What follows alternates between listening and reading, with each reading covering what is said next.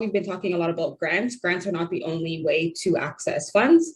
I'm going to go into different types of funders, navigating fundraising challenges, tips for finding grants, and then we'll go into some questions. And I'm going to speak a little bit quickly as well, because we also don't have that much time. So also, if I'm going too fast, please just slow me down. Go ahead, we're with you.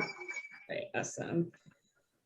So fundraising is simply the process of seeking and gathering voluntary contributions, financial contributions by engaging individuals, businesses, charitable foundations, or government agencies.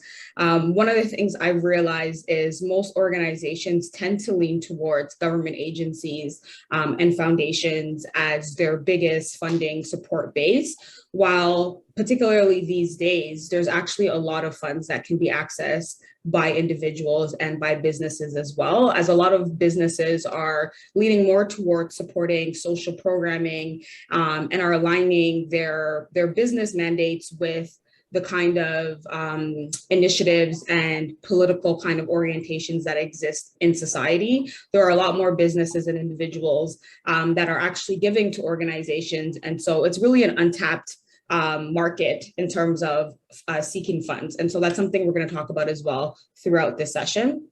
Charities and nonprofit organizations take the route of multi-targeted fundraising to minimize their dependencies on donors. And the reason why that's really important is because donors, you can't really rely on them for consistency throughout sort of like your programming or that donation. When folks are providing donations, sometimes it's a one-off. And so folks tend to rely a lot on charity, on government funding. And even though government funding tends to be project-based, it is still a little bit more secure than relying on donors. A couple of things that fundraising requires is building trust in your work and organization. And that's something I'm going to talk about in a few slides. I like to sort of think about it as like having credit. So when you have good credit, you're more likely to get more, you can apply for more loans, for example, from the bank, and banks tend to look at your credit history in order to provide you with funds. Funders are the same way. They will look at your funding history, or they'll look at your, your credibility and sort of like your credit score in terms of funding in order to fund you. And so for a lot of organizations that are grassroots or that are newly starting, that's a very difficult thing to demonstrate, because it's similar to having no credit, right? You know, the saying, having no credit is worse than having bad credit. So as an organization that's starting up, if you don't really have any, like a repertoire of grants that you've received, sometimes it's very difficult to get your foot off the ground in terms of getting that first funding from a funder. It also requires igniting a connection with the potential donor. And so reaching out and connecting with donors prior to applying for the grant, having a conversation about whether your mandate and your program or project idea is in line with their mandate is really important. A lot of times when we're applying for grants, we don't necessarily make that initial have that initial conversation, but sometimes that's an important way to kind of get your foot in the door and to assess whether your idea is going to be worth it for the funder to actually support.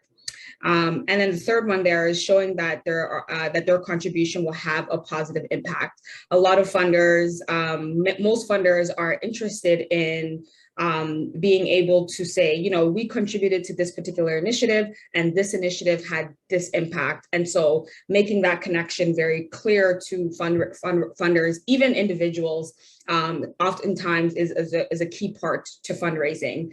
I'm seeing a couple of things come up in the chat. I don't know if I need to. It's okay. No, you go. Okay. Carry on. We will speak. Okay. Awesome. So when we think about fundraising methods, there are some that are very traditional that some of us are familiar with, face-to-face solicitations.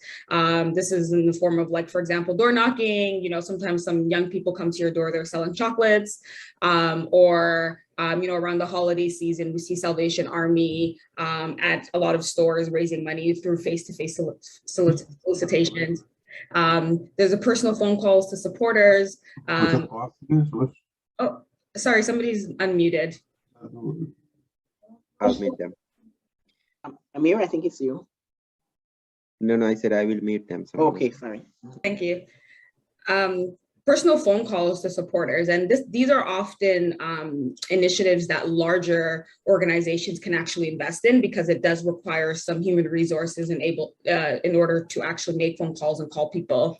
A method that's fairly new is text fundraising, which is, texting your mailing list, for example, with links to donate to whatever initiative that you're doing. And I think this one's a really interesting one. I've seen it work with a grassroots organization who actually built a really good mailing list. And then every month they would do like a really quick text fundraiser to their mailing list to support very small initiatives. So it wasn't like a big project or program, but it was more so like, we want to give lunch to a bunch of young people for this next month. Can everybody send us like $5 through this like e-transfer or through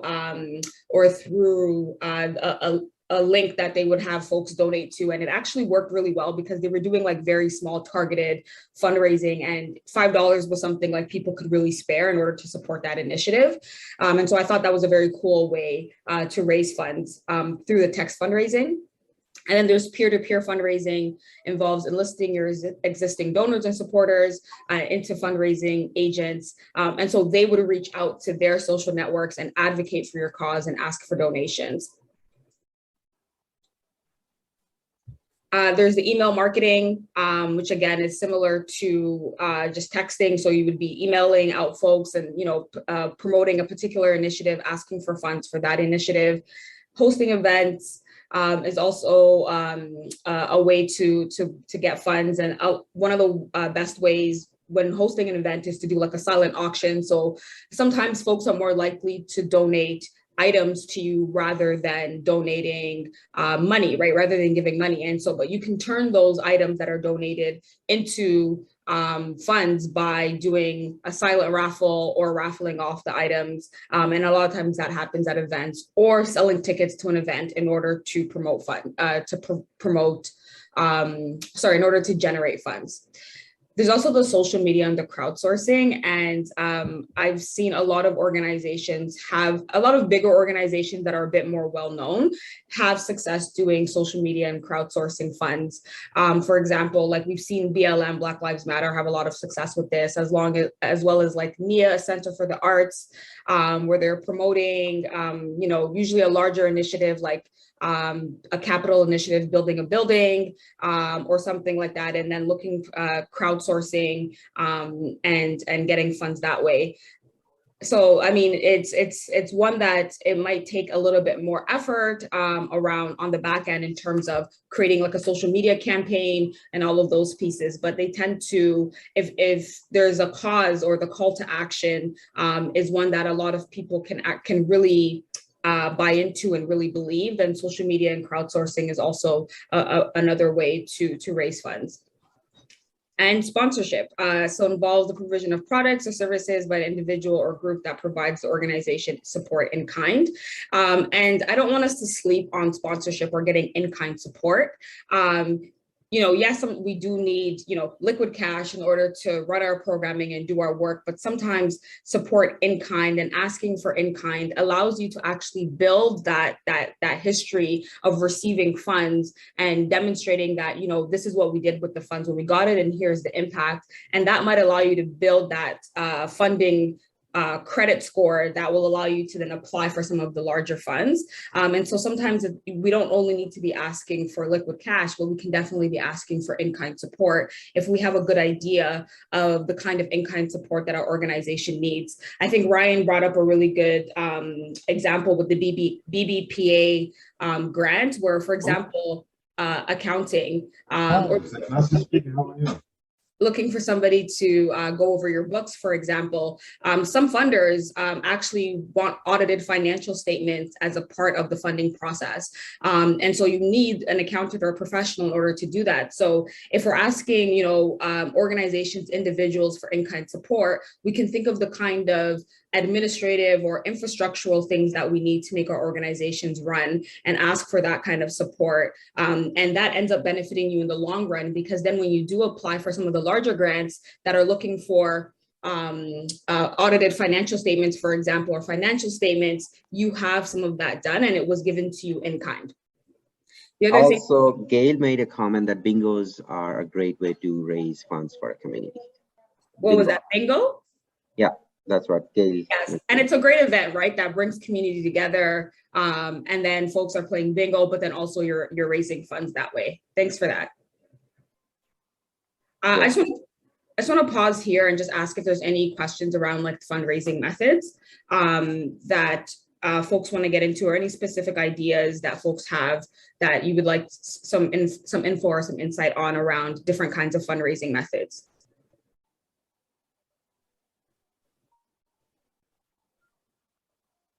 Okay, cool.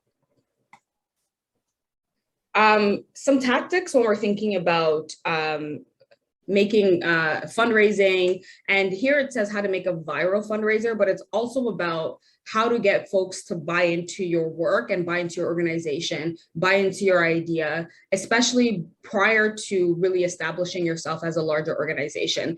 So oftentimes organizations or companies, hospitals, Red Cross, Salvation Army, United Way, they already have gained a particular kind of reputation. So it's very easy for them to ask the public or ask other people to donate funds, and people are quicker to donate funds to them than to other places. But in order for smaller grassroots organizations to be able to access sort of like that bucket of funds that the larger organizations tend to have, tend to have easier access to, it's important for us to think about like, how can we be strategic about our needs, right?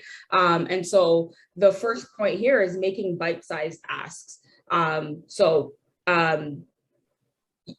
You might have a program, an initiative that is, $10,000, that's how much you need in order to make it run. But what would it look like to sort of break that down into smaller asks for different parts of the program in order to make it easier for folks to sort of like give you that money and to support you with that particular initiative. So making sure that, even if you can't fund the full program through, for example, a grant, are there parts of it that you might be able to fund through raising funds from individuals, from companies, or from government agencies that can donate.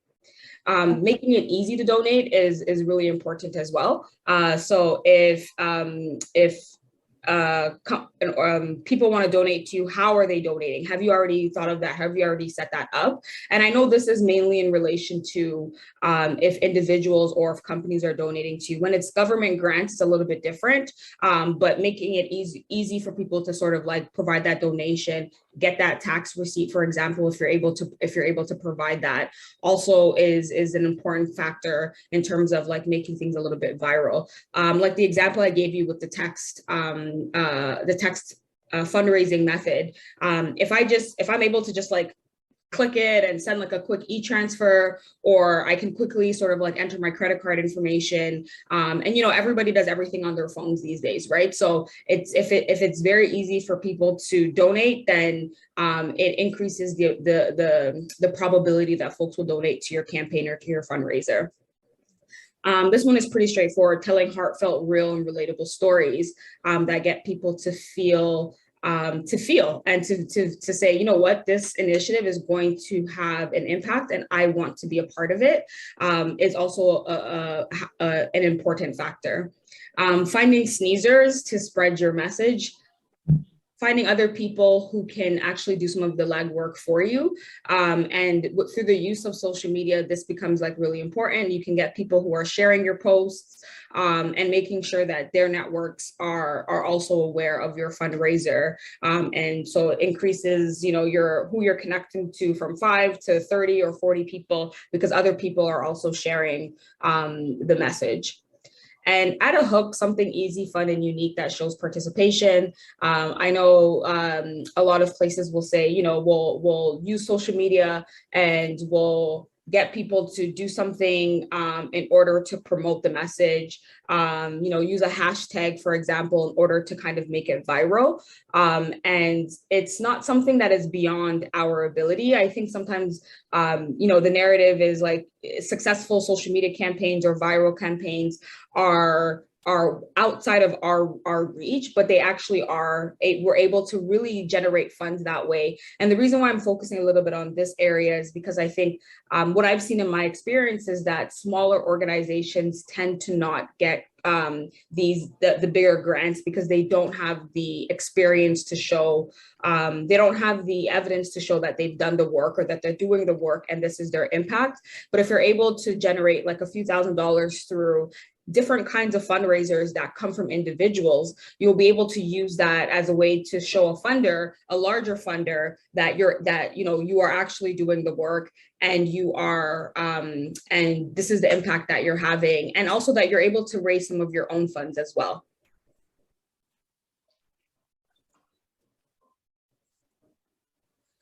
So fundraising methods, we're going to start off with grants. And so Ryan started us off on a really good track. And so grants can come in various forms, organizations, foundations, corporations, and government bodies. 3 major grant categories: government grants. So there's federal, provincial, and municipal. The website that Ryan shared was a provincial one, so Ontario grants, but there's also municipal. So the city of Toronto, for example, will have grants, and there's also federal, so coming from the federal government.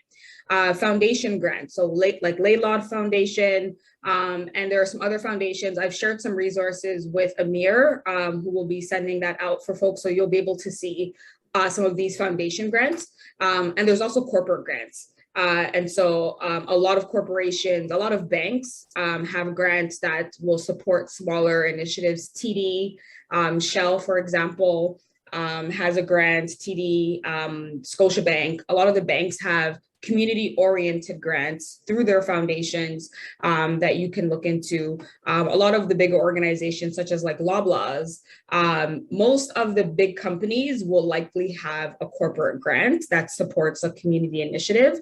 So it's just important for, it's really a question of being able to do a quick search and seeing if that company or corporation has a grant that you could access. Funding from these grants can be restricted to certain activities or completely unrestricted. One of the things that we see is that most government grants usually have restrictions, and they're usually restrictions. I think somebody mentioned it earlier, like you have to have full-time staff, or you have to, the funds can be used for specific things, can be used for only buying programming supplies, but maybe can't be used to pay staff. And some of those other challenges, and some of those other restrictions. And so that can become a little bit frustrating for organizations, because when the funding is restricted, it means you have to be very strategic in terms of how you spend the money. And so that's another reason why it's important to think about other avenues and not just government grants. In order to, sorry, can you mute? I think it's Ignacio. Yeah. Thank you. So yes, in terms of the restricted funds, it's often important to think about these other ways to generate some money, because the restricted funds means that you won't be able to spend that money on your, everything that you want to spend it on. And so trying to make sure you have a mixed funding, mixed funders as a part of your repertoire, just because it will allow you to sort of navigate the unrestricted, the restricted funds, and also thinking about the certain activities or the time frame in the projects. A lot of government funding, you can only spend money, usually it's within a year, or it's a year project, which means that the next year you'd likely have to apply again. And so sometimes thinking about, what can we do to look for funding that there's not a timeline attached to it, or there isn't these restrictions that are attached to it, also are key. So I just spoke to the second point, so I won't go into that too much. And I think, I'm not sure if folks in this room were also part of, there was a grant writing workshop, but one of the key things is making sure that the idea is pretty focused, will support, will support your ability to actually find a funder that will support that idea. So the more honed in your idea is, the more clear the project is, that will also make it easier for you to speak to a funder about your idea, or for you to get funding from a particular funder. I've seen a lot of situations where groups have very amazing initiatives that they want funded, but it's not focused enough for a funder. And so a funder will ask them to go back and sort of like rethink that idea and make sure it's focused enough, it's specific enough that they would be even willing to entertain it or willing to fund it. Because one of the things that funders actually think about is, what is the likelihood that this idea is going to be successful, right? And so if it's an idea that kind of seems all over the place, then the funder is going to be like, this doesn't seem viable, and will less likely be interested in supporting it. But if it's very streamlined, very focused, it tells the funder that that project, that idea is going to be successful, and they're more likely to fund something like that.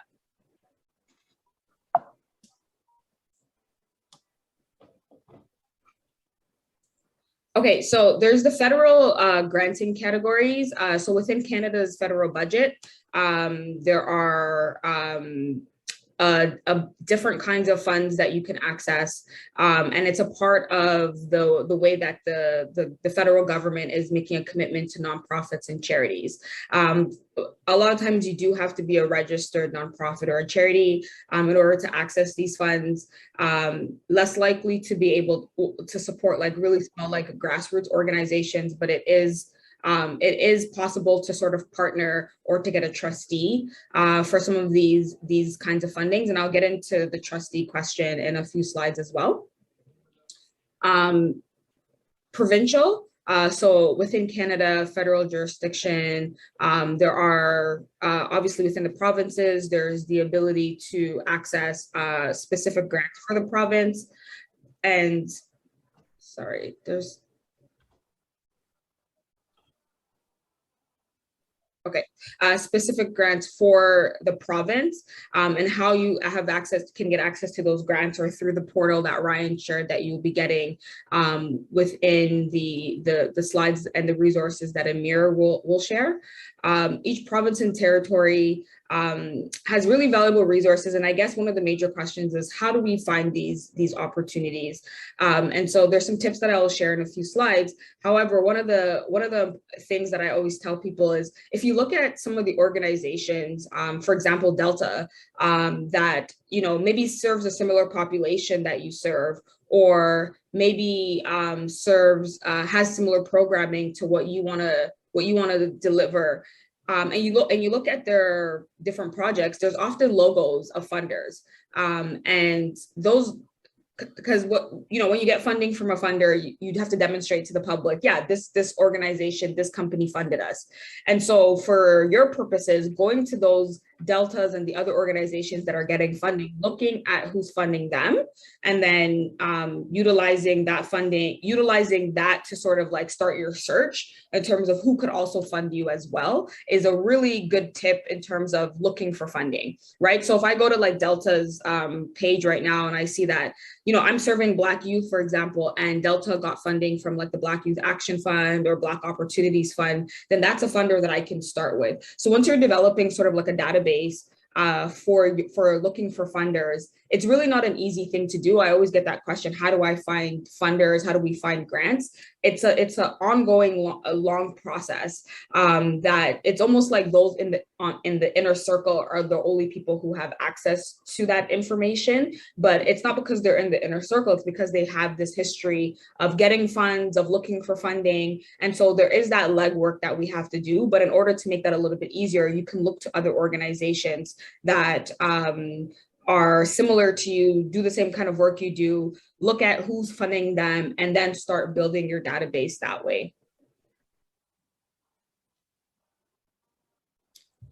Municipal, so the City of Toronto also has a good amount of grants for different initiatives.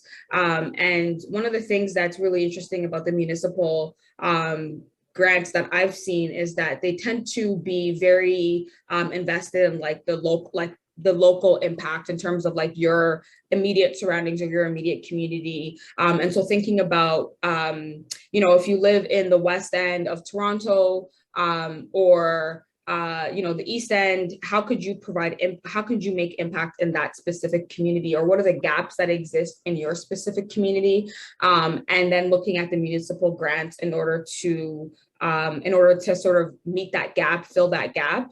The city oftentimes is looking at, how do we change, our backyards and make an impact to our direct communities.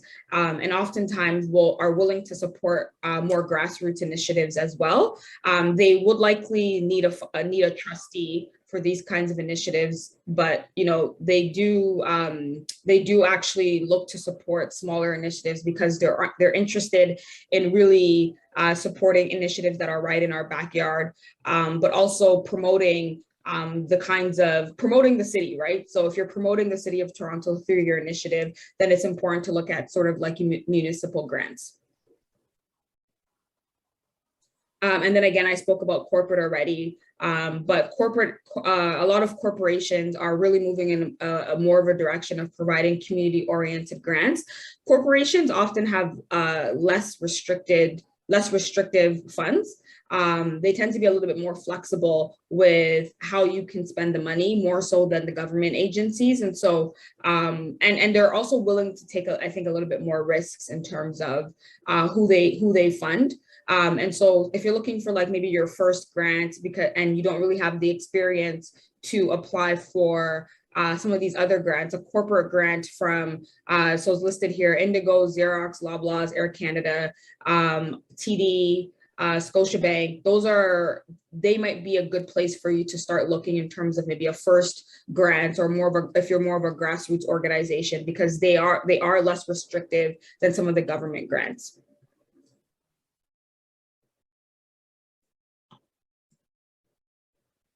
And foundations are actually a really important, huge part of the granting funding sector, especially if we think about arts-based. If your programs are arts-based, there's a lot of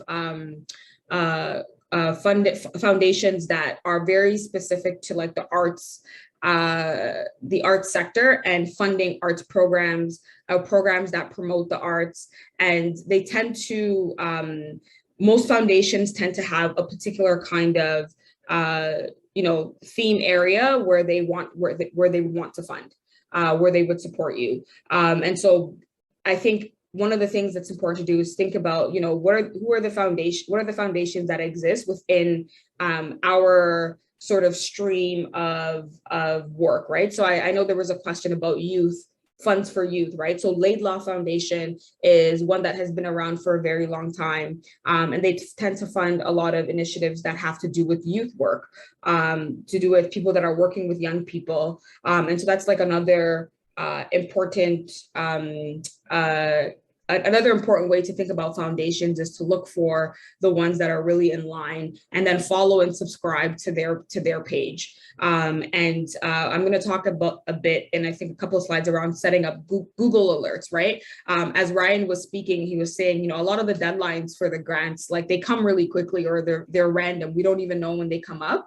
Sometimes there'll be a call for proposals, and it's due in a couple of weeks, or it's due in a month, and you want to get that alert right right when it's right when the application is put out. And so one of the ways to do that actually is to set up a Google alert on your computer. And so what it will do is it will ensure that, you know, you're in the know when these kinds of grants come up.